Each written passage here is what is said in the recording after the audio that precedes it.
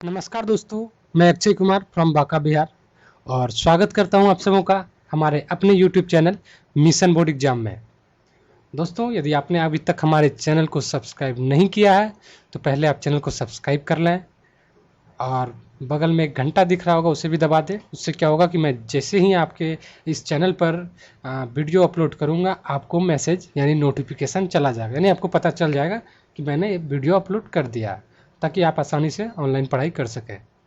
बाकी चलते हैं, आज के टॉपिक जो है दरअसल ये चल रहा है 20 के दांत, हिंदी का जो सेकंड चैप्टर है 20 के दांत, जो नलिन बिलोचन शर्मा द्वारा एक व्यंग्यात्मक कहानी है, उसी का आज चौथा वीडियो है। ओके, चौथा पार्ट है। 3 पार्ट मैंने बना चुका और चैनल पर अपलोड भी कर चुका है। अभी तक आप लोगों ने वो वीडियो नहीं देखा है तो मैं यहाँ पे एक लिंक दे दूँगा, आई बटन, उस पर आपको तीनों वीडियो के लिंक मिल जाएंगे। आप वो पहले सबसे पहले वो एक एक करके तीनों वीडियो देख लीजिए, उसके बाद ये चौथा वीडियो देखिएगा। इससे कुछ आपको ज़्यादा समझ में आएगा, क्योंकि पूरा स्टोरी अगर शुरू से अंत देखिएगा तभी तो पूरा कहानी समझ में आएगा। ये तो लास्ट है, कहानी के लास्ट पॉइंट पर हम लोग आ चुके हैं। ठीक है, दोनों में मारपीट होगा, दांत तोड़ेगा, किस्सा ख़त्म। तो पहले आप वो तीनों वीडियो देख लीजिए, फिर ये इसको आप देखिए, फिर पूरा कहानी आपको सही से समझ में आ जाएगा। तो चलिए शुरू करते हैं। उस रात गिरधर लाल के क्वार्टर से आते हुए सदन के चित्कार से सेनों का आरामदेह शयनगार गूंज गया। यानी कि गिरधर लाल जो क्या है, गिरधर लाल को शिकायत किया था ना सेन साहब ने, तो जिस वजह से वो क्या हुआ, जब उसकी पिटाई किया जा रहा था मदन का गिरधर लाल के हाथों, तो आवाज़ थोड़ी मोड़ी आवाज़ आ रही थी। उसे सुनकर जो है ना काफ़ी आनंदित हो रहा था कौन, सेन साहब। और इस आराम के खलल में पड़ने से कुछ झुंझलाकर पिता सेन ने धर्मपत्नी से बड़ी समझदारी की बात कही। यानी कि जब उसे अपनी पत्नी से वो एक चीज़ बोलता है कि देखो, गिरधर तो खुद समझदार आदमी है ही, यानी लेकिन उसकी बीवी ने ही उस लड़के को बिगाड़ दिया। अपनी पत्नी से कह रहा है, उधर उसकी पिटाई हो रही है और उसकी पिटाई की आवाज़ सुनकर ये खुश हो रहा है और अपनी पत्नी से कह रहा है कि देखो, गिरधर तो अच्छा आदमी है ही, समझदार आदमी है, बट उसकी बीवी जो है ना वही अपने लड़के को बिगाड़ दिया है। और मदन की जो आज पिटाई हो रही है यही दवा सही है।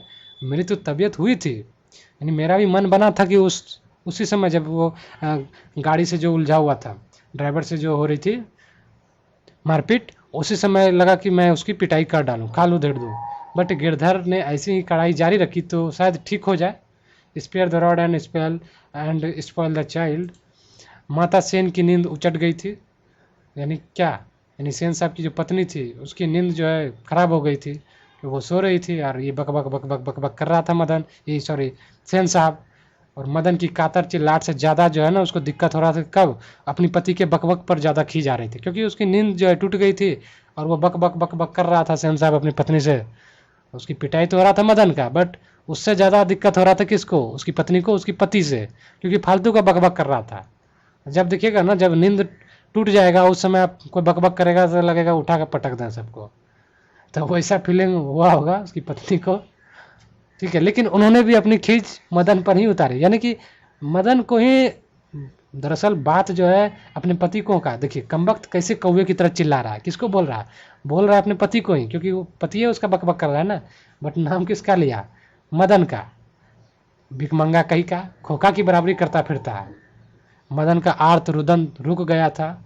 खैरियत थी, उसकी सिसकियाँ सेनों के सेनेगर तक नहीं पहुँच सकी, यानी कि उतना भी मार नहीं लगा था, लेकिन मार तो लगा था, बट उतना मार नहीं लगा था ताकि उसकी सिसकियाँ जो है सेन साहब के रूम तक पहुँच जाए।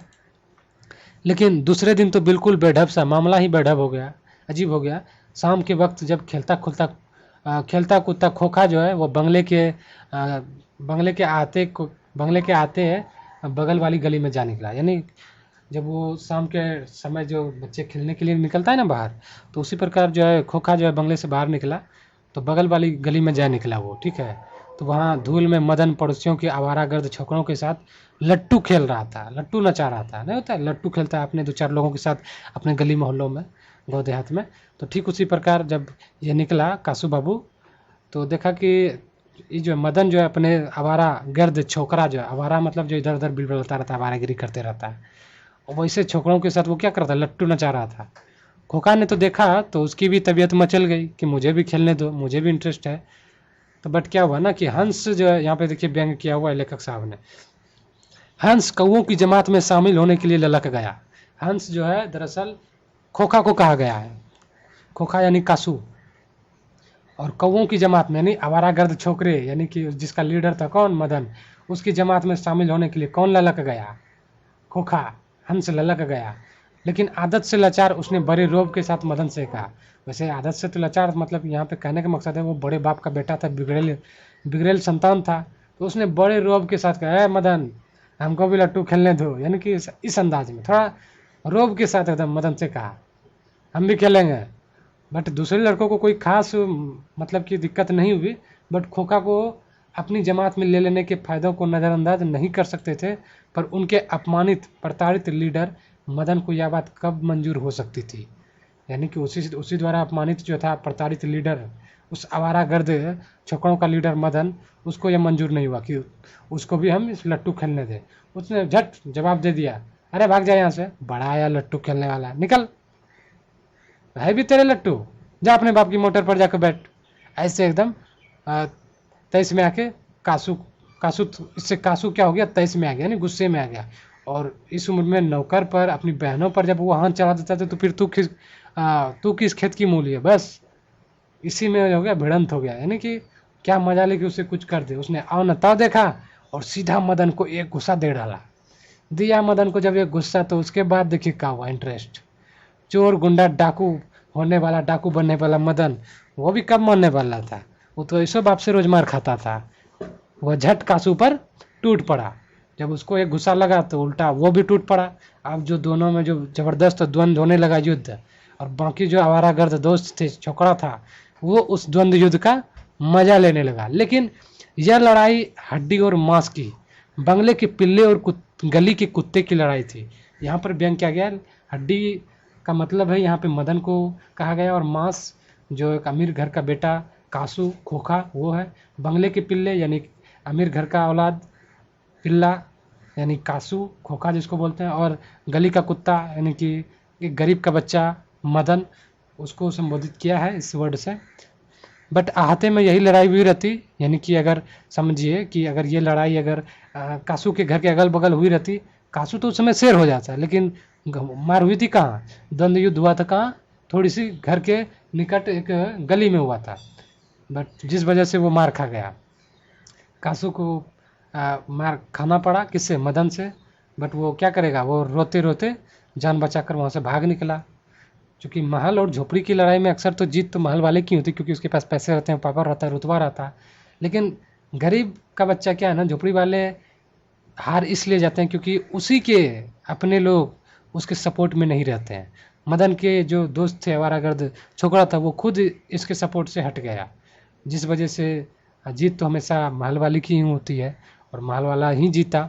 लेकिन बच्चों को इतनी अकल कहाँ, वो उतना थोड़ी जानता है बच्चा। उन्होंने न तो दुर्दम्य लीडर की मदद की, न तो अपने माता पिता के मालिक के लाडले की।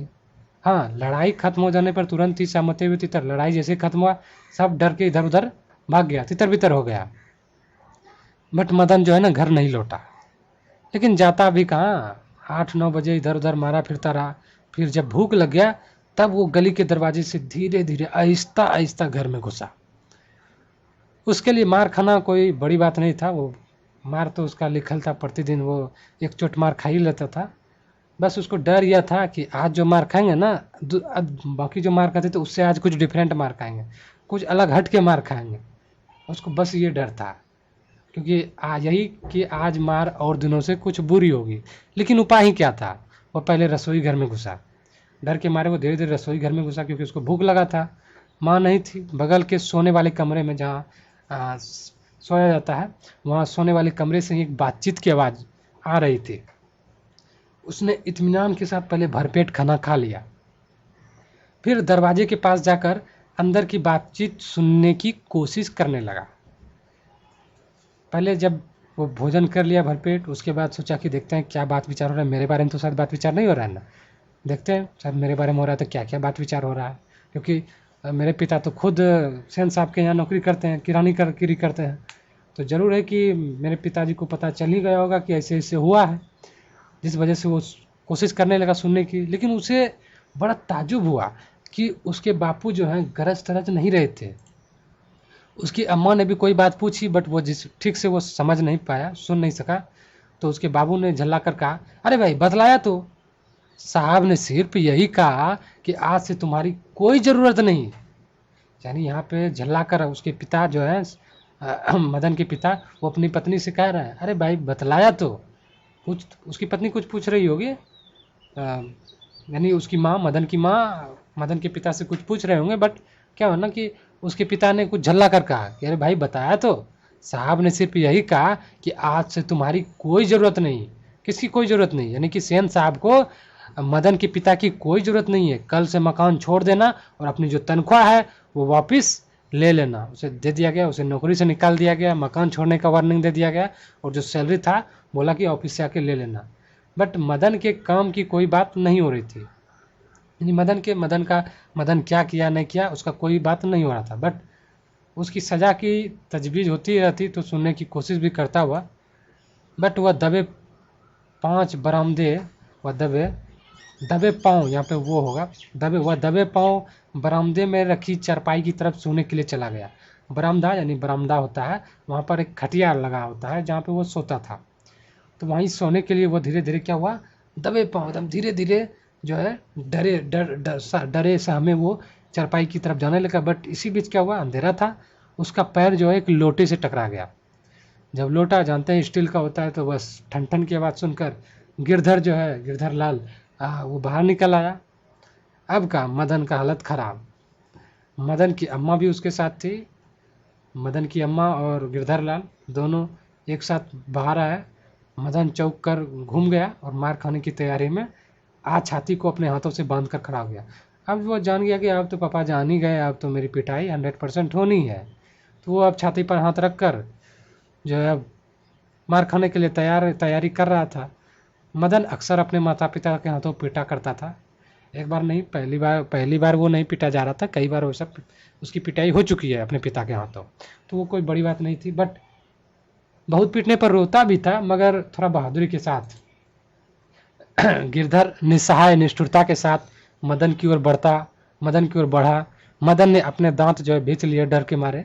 गिरधर मदन के बिल्कुल पास आ गया था कि अचानक वो ठिठक गया। अचानक वो एकदम ठिठक गया, यानी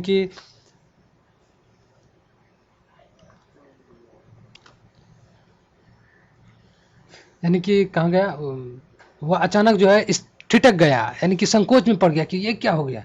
उसके चेहरे से नाराजगी का बादल हट गया। वो जो नाराजगी था, वो बादल छाटा हुआ था, वो हट गया। उसने लपक कर मदन को हाथों से उठा लिया। उसके पिता ने उस लपक कर अपने बेटे को उठा लिया।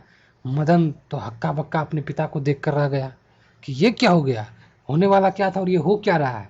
उसे याद नहीं कि उसके पिता ने कब उसे इस तरह प्यार किया था। वो भूल गया था कि मेरे पिता कब इस तरह प्यार किए थे, क्योंकि वो हमेशा मार खाता था। अगर कभी किया था तो गिरधर उसी बेपरवाही, उल्लास और गर्व के साथ बोल उठा, जो किसी के लिए भी नौकरी से निकाले जाने पर ही मुमकिन हो सकता है। शाबाश बेटा, एक तेरा बाप है और तूने तो खोखा के 2 दांत तोड़ डाले। हा हा हा हा। यानी शाबाशी दिया कि जो खोखा का जो कासू का जो 2 दांत तोड़ डाला था द्वंद्व युद्ध में, उसके लिए उन्हें शाबाशी दिया। क्या बेटा, हा हा हा। और इस प्रकार यह स्टोरी आपका समाप्त हो गया। ठीक है, बाकी ये चैप्टर तो आपका समाप्त हो गया और बचा अब इसका ऑब्जेक्टिव बहुत जल्द मैं लाऊंगा। हो सके तो ऑब्जेक्टिव का मैं लाइव सेशन में आके करूंगा, ताकि आप लोग लाइव उसका आंसर दें तो और मज़ा आएगा। ठीक है, और बाकी इसका सब्जेक्टिव क्वेश्चन, जो भी क्वेश्चन आंसर है वो भी आएगा बहुत जल्द। पूरी हिंदी का एक चैप्टर खत्म करने के बाद फिर दूसरे सब्जेक्ट में जाएंगे। ठीक, सोशल साइंस का मैंने एक दोस्त से बात किया है, दरअसल वो सोशल साइंस वही पढ़ाएंगे, बाकी अदर सब्जेक्ट सब मैं पढ़ाऊँगा। ओके, तो ठीक है, बस आज के लिए इतना ही रहने दीजिए। और